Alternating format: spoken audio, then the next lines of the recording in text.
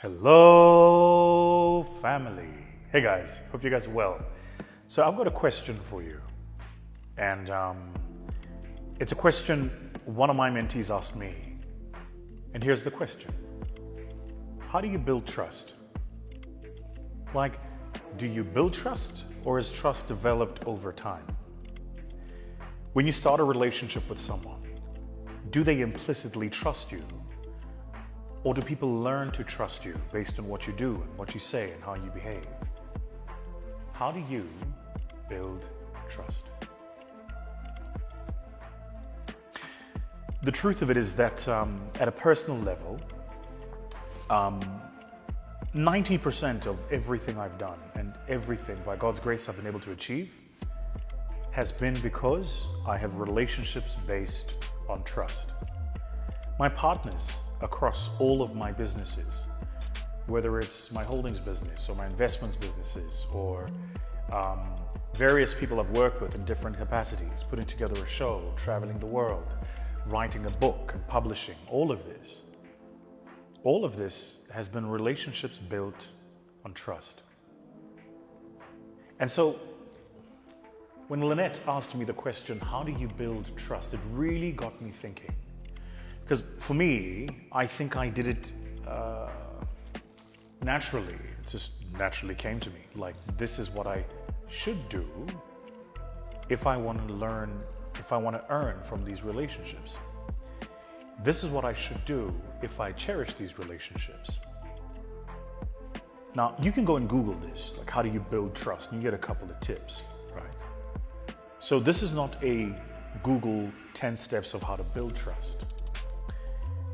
What I'm hoping to do is to give you my process and my experience about how do you really build trust. Because I think the central problem that most people have when it comes to building trust is that you try to do something that's not natural.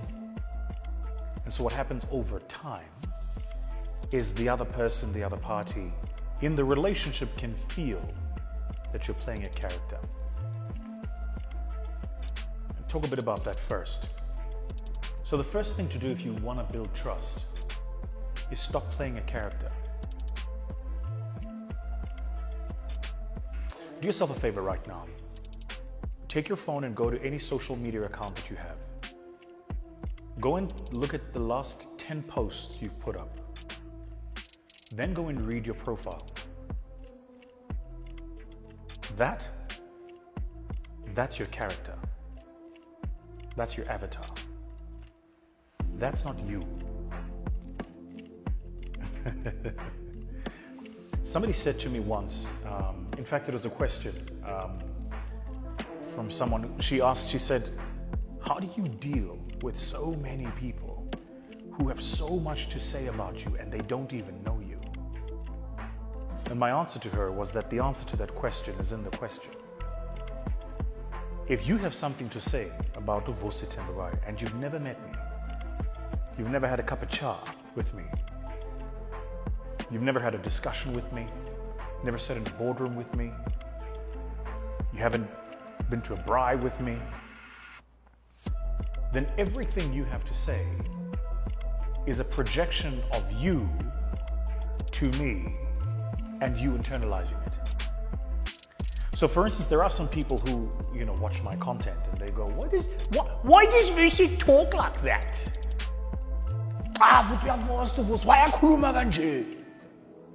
Right. This is how I talk, my guy. You don't believe me? Go on TikTok right now. There is a video of me doing an interview in 2002. I was 17 years old. There's another in 2004 doing Mojo with Uzan and Kansani Ngozi, 19 years old. And just go and listen to how I speak. I was born in 1985, and it's for as long as I can remember. This is how Vusi speaks. But in addition to this, I'm an international speaker. Do you know what that means? Just think a bit about what that means. It means that my job is to land in Kuala Lumpur one day, then be in Perth, then Joburg, then Luanda, then Marrakesh, London, Abu Dhabi, and fly across to New York, Nevada, Los Angeles, Delaware, and do all of this speaking to people, influencing people, inspiring people, and everywhere in the world I am,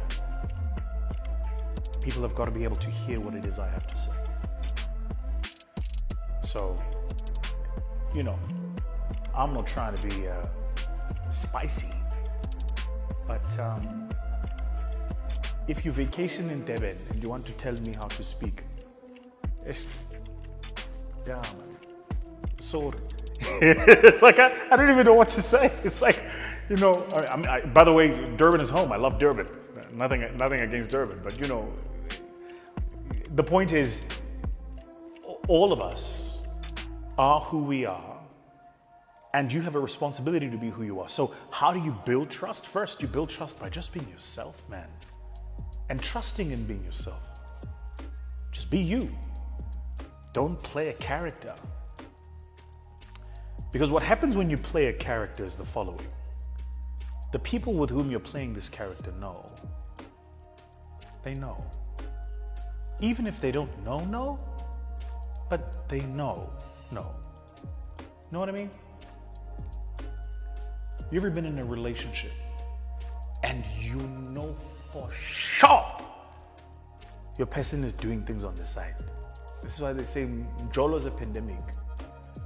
You absolutely know this person, they are busy. But you can never find any evidence. So if there's no evidence, how do you know? It's because as human beings, we've learned just the subtle art of survival. We've learned how to read cues that are nonverbal. So you read things into tone, you read things into selection of words and language. You'll read things, for instance, into temperament. You'll even read things around availability. I watch when entrepreneurs come and pitch at our fund looking for capital. If an entrepreneur hasn't thought about a question and you ask him that question and he doesn't know the answer, but he quickly thinks he must come up with an answer now, you see it. You see it immediately. There's no doubt. There's absolutely no doubt. So you ask a question like, yeah, thank you so much for your presentation. It looks really, really great. Congratulations on everything you've done with your business so far. So give me a sense, what's your burn rate?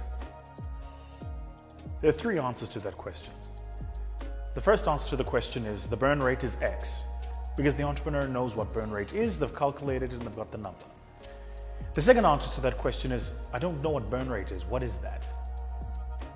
Both of those answers are the most authentic. The third answer to the question is, well, we've looked at the numbers and the burn rate is going to be determined by this person and this person, so in the next meeting I can come back and give you that feedback. I immediately know you're talking rubbish. Immediately.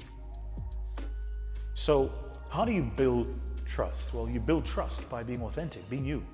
Just be you.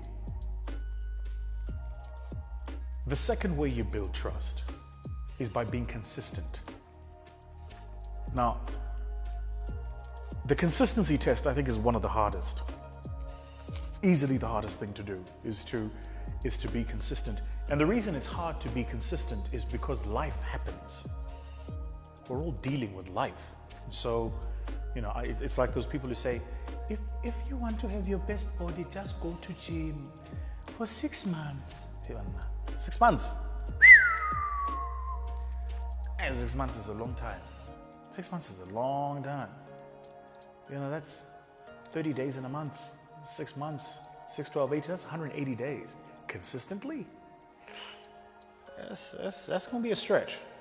That's going to be a stretch. So the test of consistencies, the point is that consistency is difficult. But one of the things you learn about consistency is in the beginning, it's really, really hard. The more consistent you are at something, then actually what happens is your body builds up the habit to do the thing naturally. Your body just like does that thing. So the beautiful thing about consistency is that the more often you do something, the more consistent you are. Then what happens is, in my mind I can almost see the graph, but like mathematically, the level of resistance you're facing to do it declines as you become more effective at it, right? And so this thing kicks in called habit, where habitually you begin to do something. And when you don't do that thing, your body tells on you. Your body's like, I feel like something is missing. You ever gotten into the habit of having a fresh cup of coffee every morning when you wake up? What happens on the one day you don't have your fresh cup of coffee? Something almost doesn't fit. It's almost as if your body is reacting and your mind is reacting because there is something built into your habit that you've now become. That's how you build up the test of consistency. So consistency is about just being consistent. Do the thing even when you don't feel like doing it, and do it as if you were looking forward to doing it. This is perhaps the least spoken about message. Stop this nonsense, this utter nonsense that you must love what you do. I love what I do, but I don't love everything involved in doing what I do. Does that make sense? I love getting on a stage and on a platform and speaking to people. I love the glimmer in their eyes when they get a sense of hope about something that you've just shared. I love that sparkle they get when you share new knowledge or information that helps them change the way they see things. I love that. Tell you what I don't like. In public speaking, in professional public speaking, we have this mantra: for every 1 hour of content you're going to deliver, you need to do 100 hours of research. I don't necessarily enjoy the 100 hours of research. I really don't. I mean, I'm a nerd, no doubt, and I love reading, but I don't enjoy it. So, I do it. Even though I don't want to do it. It gets done anyway. So the first element of building trust is to be authentic, be yourself. The second element is to be consistent. And then the third element, this is the one most people battle with, is to own your shit. Own it. Own your misgivings, own your faults, own your fears, own your doubt, own your screw-ups. Own it. I screwed up. It was my mistake. I'm sorry. Own that stuff. See, for most of us, we don't like owning our faults because then it means that we have to fix them. Own it. I'll tell you guys an interesting story about a fault that I had to own. I hired the wrong people. For one of my businesses, this is, by the way, I've got to tell you guys an interesting truth. I don't hire people anymore. I've decided that I'm not the most effective person to hire people. So what I've done is I've hired people who are really good at hiring people, and I leave them to make the call. I don't interfere and I don't get involved.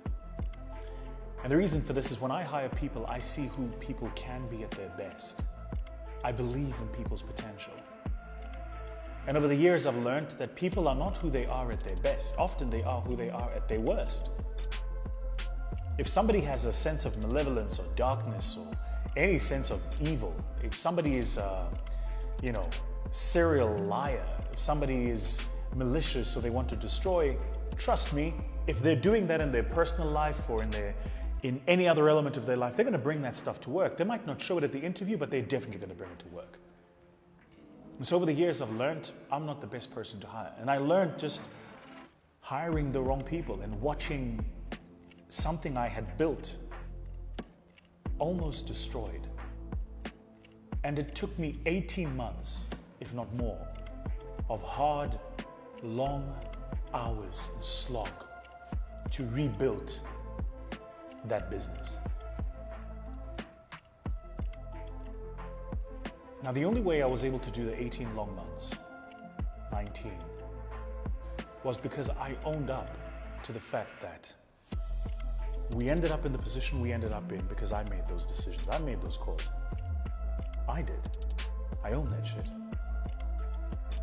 And I remember as we were rebuilding that business and new partners came on board and the rest of it, the conversation came up about, what happened to Business X version 1.0. And I was like, no, exact words I used was I fucked it up. I hired the wrong people, and those wrong people chased away the right people. Because here's how things work.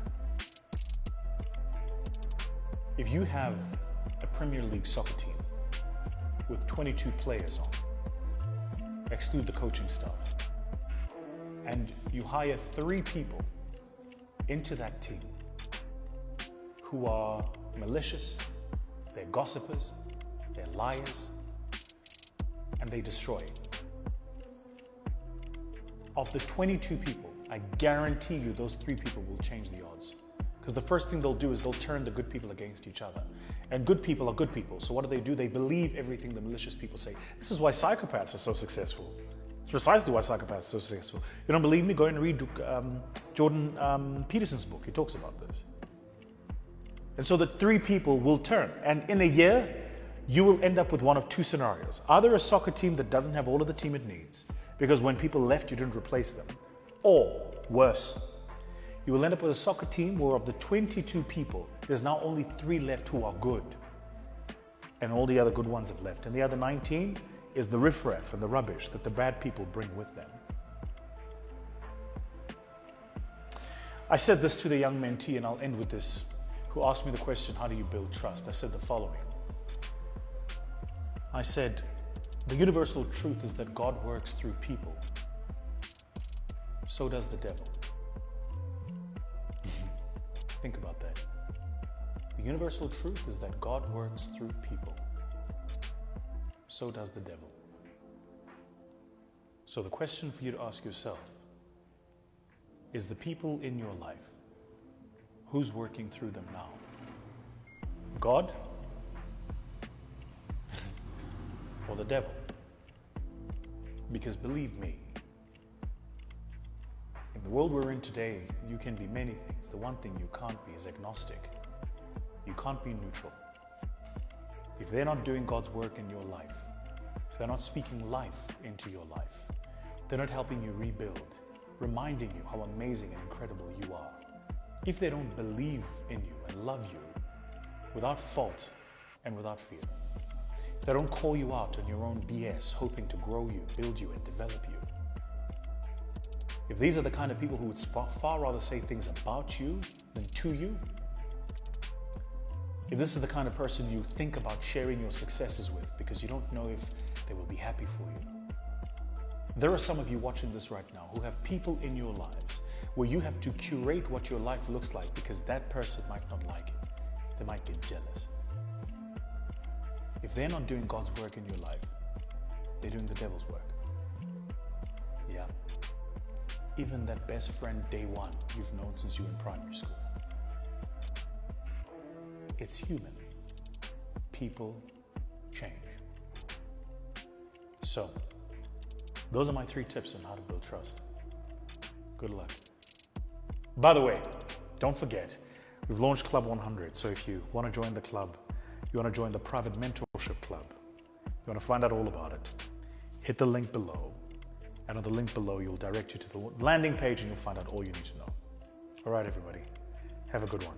Cheers.